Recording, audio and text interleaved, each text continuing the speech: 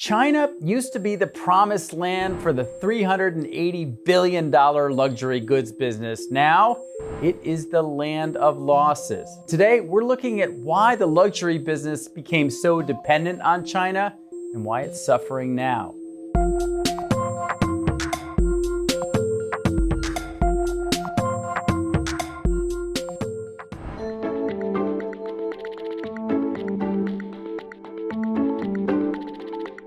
I'm Robert Frank for Inside Wealth. And luxury goods sales total about $380 billion a year. But last year, they declined 2%. And the reason was China. Luxury lost 50 million consumers over the past few years.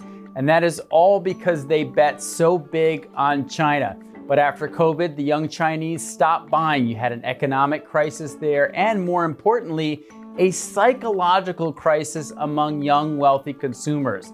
Youth unemployment soared to over 20%. And rather than buying stuff and status, young people wanted experiences and memories. So the whole market shifted. But there's another secret reason for why luxury is suffering in China, and that is the rise of local brands.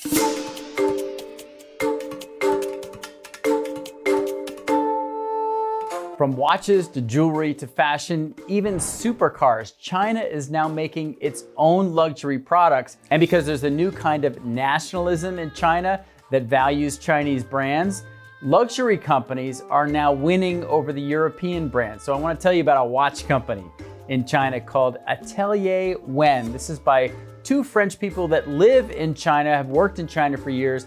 They just launched a new watch that is titanium, that's got a double sapphire crystal, that is a gorgeous purple color that costs $3,500. It's taking the country by storm. A watch like that from Switzerland would cost 10 times as much. And by the way, China brands are doing the same thing with supercars, with other luxury goods, and this is a big threat to the European companies.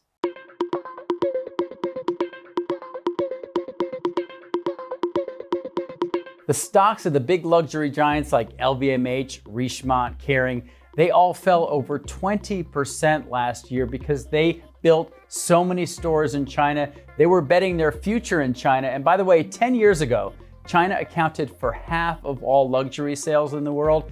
They expected that would grow. Instead, now, China accounts for only 12% of luxury goods sales.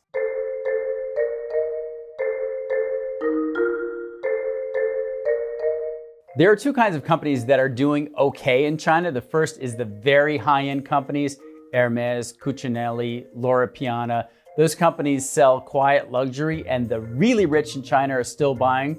The other companies that are doing well are those that market in a local language, in products that are geared toward a Chinese customer and that actually feel more like China brands, even though they may be Chanel, Dior, or European brands. They feel, at least to China luxury consumers, more like local companies.